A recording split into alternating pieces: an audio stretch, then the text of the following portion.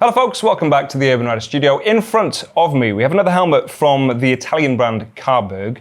This is the Jet Ghost X, and it is really unique looking. It doesn't look like anything else in their lineup and barely looks like anything else I've seen as far as open face helmets go. I'll expand a little bit more on that as we go through. At the time of making this video, I believe we have these in two color choices, either black or green, and they have a starting price of £250. They are, of course, also ECE 2206 certified. Now, before I get on to any specific details, let's start with how unique and interesting this looks, and also how that kind of feeds into the functionality of it. Clearly, this has a guard on the front there. This is an open face helmet, and it is safety approved as an open face helmet. So the guard on the front is to block out air, to block out bugs from slapping you in the face, that sort of thing, or if you just like that look. And it is really unique, and I think that's going to be one of the divisive elements to this. You're either going to love it or you're going to hate it, and it all comes down to that mask on the front. It's quite an aggressive look, and it's not similar to anything else that they make, definitely. They have loads of other options if you want to check out the rest of their range.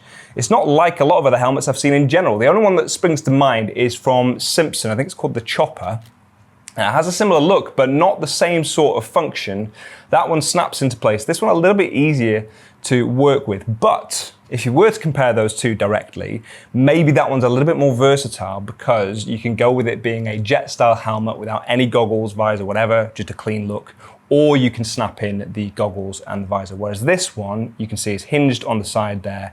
And although it has a strap on the back that you can bring it with goggles, I don't think many people are going to use it like that. Now then, key details. In comparison to some of their helmets where they use ABS shells, this uses a fiberglass shell. It's relatively light in spite of the extra componentry. Usually when you start adding on masks, things like that, the reason they'll say plus or minus a certain degree is because you might well stick on accessories. This one is just above 1,100 grams. I think it's 1,150 grams, but still relatively lightweight in general. And I think lightweight considering the extra stuff you've got on there. They also make this in 3 different shell sizes, which should help it look a little bit smaller. Although if you want a more slimline look, they have other options in Caberg's range, I think, that are a little bit more streamlined or small looking to the outer shell. Okay, with some of the basics explained, let's get on to the party piece then. So the visor, the face guard, they obviously flip up. I'll show you that in a few moments, but you'll see that it is softer. So it is just there to deflect bugs, airflow, things like that to make it more comfortable, and clearly a lot because of the look, the aesthetics of that. Now the visor is attached via these pods on the side there, and they use springs. And the reason I would call that out is because it does require a bit of force to open it in the first place, as you can see there with my pitiful effort the first time. So the springs on the inside there mean you have to be quite positive with your engagement opening it, and you will receive the same when you close it. So it can close with a bit of a thud. If you're not ready for it, then it might surprise you, but obviously you'll get used to that. The visor itself, you can take out. It's a little bit fiddly because you need to take off these pods, and they actually do a smoke visor instead if you want a tint to it.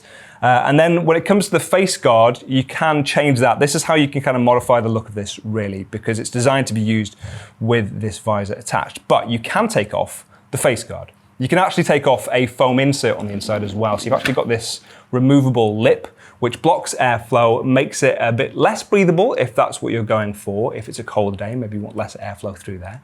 You can take out that guard on the inside if you want and just wear the goggles and the face mask. Or you can take off the face mask as well if you want yet more airflow, obviously, and just go with this visor on the top, which you can ultimately fold out of the way if you want even more airflow. So there's a bit of versatility to this look. But that is where it differs a little bit more from, say, the Simpson Chopper. The liner is removable and washable. It comes with a micrometric strap around your neck, and there is space around the ears to fit an intercom system. They have their own dedicated unit if you want to go that route, or of course, whatever you might be using, you can attach to this as well. When it comes to the sizing and the fit, I would describe this as an accurate size. For myself, with the helmets that we try on regularly, I find that I'm between 2 sizes. So I'm either between a medium or a large, and depending on the brand, I might be able to get into a medium comfortably, or I might have to just bump that up to a large. On this occasion, if like me, you are between 2 sizes, I would favor the larger size on this occasion because they are slightly on the snug side, but they are consistent across all of the Caberg helmets that I've tried on recently. If you need to, we have a size guide on the website. That's why it's there, and we keep it up to date. So you can check that using the links in the description. If you want to see this helmet for yourself or the rest of their range, links for that can be found in the description as well. Let us know your thoughts and comments in the comments section, and I will see you soon.